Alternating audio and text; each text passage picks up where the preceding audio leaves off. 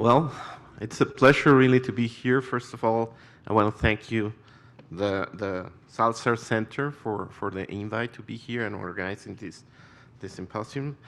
And I want to mention, and all these talks before, I think my participation, it's going to just add a little bit to what we have.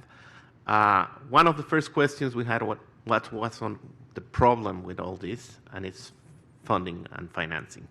And that's what we do at NADBank. So I'm going to tell you a little bit of what NADBank does, how we do it, and some of the challenges we see and how we cooperate. But I want to elaborate on Assistant Secretary Trujillo's words in terms of all the binational collaboration and all these agreements that are, one of them is of course the IBW SILA and the minutes mechanism. And another organization that's binational and works for the environment in the border is the North American Development Bank. So let me start with a bit of what's the bank doing. First of all, we were created in 1994, and it's an agreement between both countries, the governments of US and Mexico. It's actually an international treaty, so it has to be approved by Congress in the US and the Senate in Mexico, so it's something that's, it gives a lot of strength in the way we operate. And we were created with a specific mandate of financing and development of environmental infrastructure along the US-Mexico border. And it added to improve the well-being of the population. The border, in terms of our charter, it's defined as 100 kilometers or 62 miles north of the border and 186 miles south of the border. And we are an institution that's able to provide loans and grants, and we offer also technical assistance. I'll talk a little bit. As I said, it's one of the organizations, as it's SILA and IBWC, that it's half, but this is actually ownership. It's half owned by the US and half owned by Mexico. And we are located in San Antonio, in Texas, and we also have an office in Ciudad Juarez in Chihuahua. And the other part that I'm showing here is that we do have a very good credit rating, and this is relevant because as we are a bank, what we use is we leverage our capital, and that's how we provide loans. And it's very good when you have a good credit rating because you get better conditions in the market. So we work a lot to have a bank that really does projects, but also keeps the financing and at minimum the losses. And I mean, you know, in banking, there's always some losses and whatever, some projects that don't work. The experience of NADBank is that we have just had 3 credits that went wrong, and they are totally off our books now. So we have very little non-performing loans. So what do we specialize on? How we define the environmental infrastructure? We have different project types that we finance. One, the first one, and it's the priority, it's water. All the water cycle, I mean from water treatment, potabilization plants, sewage, wastewater treatment, conservation projects, and stormwater. We also have had a lot of projects in solid waste, in landfills and municipal landfills, in industrial waste and recycling. Of course, doing an environment, air is one of the big things, and there we have the mobility projects, border crossings, paving, and industrial emissions. And you might say, why border crossings? Well, if you see the border and you see how many hours are trucks with the motor on, just waiting in the line, you'll figure out that there's a big of a point pollution there in the air quality. And then we also have devote a lot of our efforts in doing sustainable energy. So we help a lot to develop the wind farms and solar farms when they started in the US. There we learn how to do this, and then we trigger that in Mexico, in the northern part of Mexico. And as of this year, our board increased the reach of our mandate, let's say, and so we can get now into what's called sustainable cities, and where we're working on urban development, sustainable buildings, industrial parks, in sustainable industrial parks, and also in sustainable production. How we can get into the distribution chain and the production chain of products that are going to help the environment and keep helping on the climate change and mitigation. And that's what's on down there, what's all important, climate change, mitigation, and adaptation. So which are the programs we do? I was mentioning we do, of course, loans. That's our main objective. We, being a development bank, we cannot do loans that are subsidized because that actually destroys markets. And what we need to do is create the conditions so that if the commercial banks are not getting into certain types of projects, we will make them available and we will fund them and then bring these other banks to our. So we provide competitive rates and we go longer term because these projects are normally long terms. We also provide technical support and project structuring services. We also administer some grant programs. One is an EPA-funded Border Environment Infrastructure Fund, the BEEF. We have some NADBank funded community assistance program, and we also run on behalf of the EPA and the Semarnat in Mexico, the Border 2025 program. And as I mentioned, we offer technical assistance not only for the structuring, but also for project development, capacity building, and we have what's called the Utility Management Institute, where we provide training, specialist training for people in the utilities along the border. In terms of what we have achieved, let's say, in terms of financing, I mean, we have provided $3.5 billion in our history to support 291 projects, and which the total investment of them is $10.4 billion. As you see on the graphs, if you see the number of projects we do, we have a priority in water. So 68% of the number of projects we have funded is water. And if you add solid waste and basic urban infrastructure and sustainable energy, you see how it's devoted. When you see our portfolio, you see that most of our financing has gone to sustainable energy because those projects are on the hundreds of millions of dollars. And the water projects are on the $10 million. So we have more but smaller and a few but bigger, and that's how we have our portfolio. So what have we achieved? We have the outputs of our operations. We have funded 26 water treatment facilities, 67 wastewater treatment plants, 24 water conservation projects, 17 municipal landfills, and 13 million square meters of roads paved or rehabilitated. And as I mentioned, well, we do a lot of clean energy, and you can see all the places in the map where we have been having projects. We have funded about 40 projects, 17 in Mexico, 23 in the US, lending about $1.7 billion. And as you can see, it's more or less even in the US and Mexico. And you can see how many are in solar, how many are in wind. It's fairly even. And then we have some energy storage projects. That is a new thing. And in order for the renewable grid to be stable, we also need to start investing and creating all these storage projects. And that doesn't mean only batteries. There are several systems that we can do to do that, but we need to start getting there. Right now, we're focusing, of course, in batteries and storage through batteries.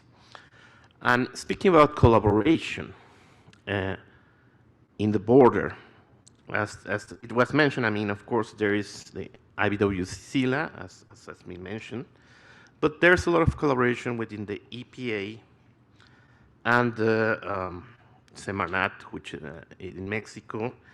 And we also work a lot with the state environmental agencies, the state water commissions, and the Mexican Water Commission. Here's just one of the few. The beef is the one I was telling you. The ADEQ is the Arizona Department of Environmental Quality, and we also work a lot with the TCEQ. And actually, in the TCEQ, we're managing a binational fund aimed at improving air quality, which is one of the first to do it in that way, in the basin. I mean, in the Ciudad Juarez and El Paso area. Now, in the discussions about the minutes and everything, we talk a little bit about the problem of transboundary flows. The bank is very embedded in that, and we have several hotspots in the border, let's say, that we have been working on. Here you can see the ones I mean. If you all across the border, there's cities that have this, and we need to start. We are working on those, but still, it's something. The most the one that's more on the news is the Tijuana River Valley problems, but we have problems in Nuevo Laredo and Laredo. We have in Naco and Nogales and Ciudad Juarez and El Paso. Those are areas where we have transboundary flows that we need to work with. The good thing about being a binational bank it's that we can work both sides of the border. And as we were saying, we can provide the funding. There's funding from the IRA, but then we need to coordinate with the politics of the region so be able to make things happen. And that's what's the tricky part. So that's a bit of what we have to deal every day. In terms of, did I jump one? Or, no, that's okay. So in terms of the Tijuana projects that we are funding, you can see there that we have some projects that we're funding through the BEEF, and a total investment of 12 million with BEEF participation of 5 million. And most of it are collectors of the Tijuana River and stormwater collectors. And we are also aware of all the investment needs that we have there. And as you can see, there's a need of 158 million. And with BEEF, with a limited one, we can only provide 23 million. But the other thing, it's all these things we need to do. The participation of the Mexican government, the participation of the Mexican states as well. And just to have you a quick glance of how is it, the Tijuana River is a river that flows south to north. And that's where it is. What Carlos de la Parra was saying previously, as you can see here, so the water is, the river is being lined, so it's a very efficient distribution channel, but it reaches and crosses the border, and then it goes further there. And this is all of the, you can see there all the I'm sorry, well, all the areas that, is it a back button? No, I don't think so. So well, I think, well, we also work in Nuevo Laredo, as I was saying, and actually what we're doing is it's also providing some capital investment for the treatment plant, the wastewater treatment plant, that many years ago was funded as well with NADBank money, and it was IBWC SILA were actually involved as well. And it needs to be now refurbished. So we have a 5-year strategy, and I would say there's a lot of input here, and we're achieving a lot of things because of the effort that's been focused directly by Ambassador Salazar. And this is something we have been able to reach because of him. And it's about 69 million total investment. We will provide EPA, the BEEF fund 18 million. Mexico will provide 23 million by the local utility. And there will be a loan from NADBank of 28 million. And in that way, we could refurbish the international wastewater treatment plant and allow to have better quality of the water on the Rio Grande River in Laredo, Nuevo Laredo.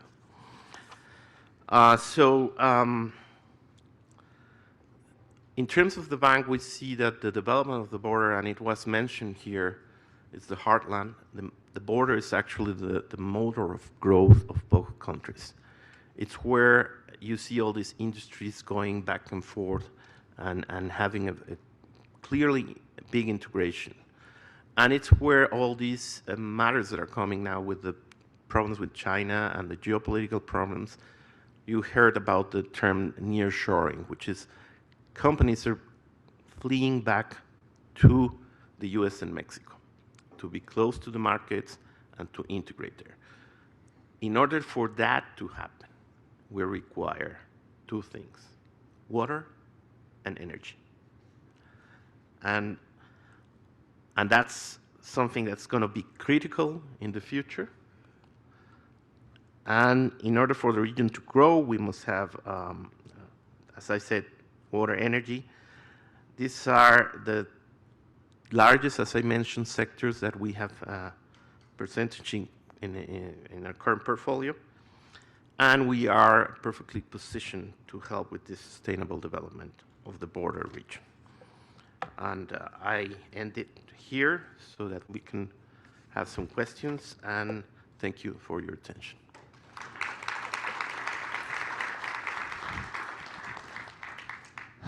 Muchísimas gracias a todos. That's fantastic. And you've seen this morning a lot of the comments for our polling.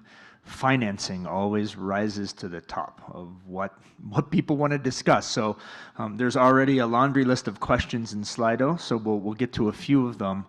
But I think this first one, which has the most thumbs up, will be where I will start.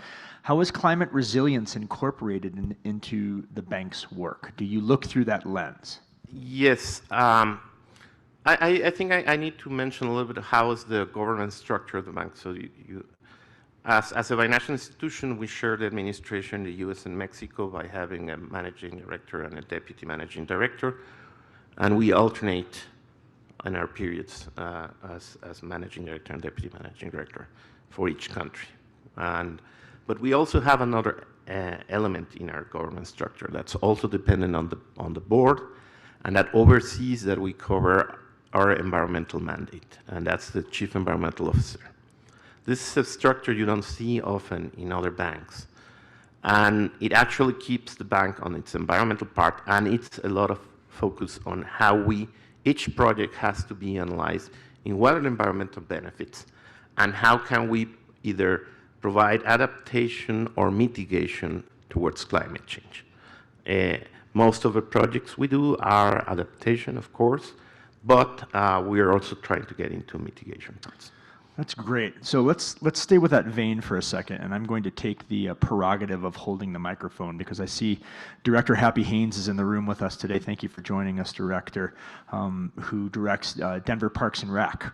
And when you look at the sustainability efforts towards sustainable cities, and you're talking about mitigation, I really look at that as proactive, reactive. How do you validate efforts within cities becoming more sustainable and the valuation of financing those processes? So do you look at everything from making a city greener to help with heat sink? Is it anything possible at the table, or do you have certain parameters that you look through? As we are a client-based institution, we have to go to what every city or every community requires, and it's asking from us. What we do is a process of how could we define and how we analyze the projects in terms of their environmental benefit and, of course, their financial benefit. We try to do a certain set of studies as part of our labor on how the region is evolving and trying to lead a little bit on which projects you want. But normally, we have to lend money, and it's on the needs that the politicians of the region require. Of course, we try to be sure that it has an environmental value, and we cannot fund anything that has no environmental value. Our board will never allow it, and they have to approve each project. And here's Carlos de la Parra to attest to that. And I think we are serious about our environmental thing, but we need to see where is it. And we can fund private and public sector. It's not just bound to cities. We can fund private sectors. Most of our renewable energy is in the private sector. And actually, the financial model of the bank is actually we lend to these big projects that actually pay big interest rates. And with that, we can create our programs from our retained earnings and fund communities that need it or specific projects in terms of the environment. That's great. And as the biennial was referenced earlier, the trip that a lot of Colorado leaders took to Mexico City over the summer, it was really amazing to see some of those efforts come true in the heart of the urban corridor. This is an interesting question because I think we've talked a lot about partnership in the room the past 2 days, and when it comes to financing, it always seems very transactional. So let's step back and talk about partnership a little bit. Who do you think are the bank's strongest partners in some of this work that we've been discussing here? And who would you like to collaborate with more? Where do you see opportunities to sort of expand the bank's horizons with partnerships? Well, as it was clear, we work a lot with IBW Sicila, and I think that we've tried to improve that collaboration because that's very clear to our region and everything. We have found that we need to increase our reach to the civil society organizations, the NGOs, and we need to get in touch with you because that's what could be the strength to get more projects done and on the right topics, let's say. And we're looking forward to work with the Department of the Interior because we think there are some opportunities there where we can be a channel to some of the funds and some of the projects they have. And I don't know. That's wonderful. Yeah, well, you've just I hope you brought a lot of business cards because you just opened the invitation to NGOs in the room. So everyone, please join me in thanking him for There's joining one us. question over there. Yeah. Thank you very much. Okay. Thank you. Thank you very much.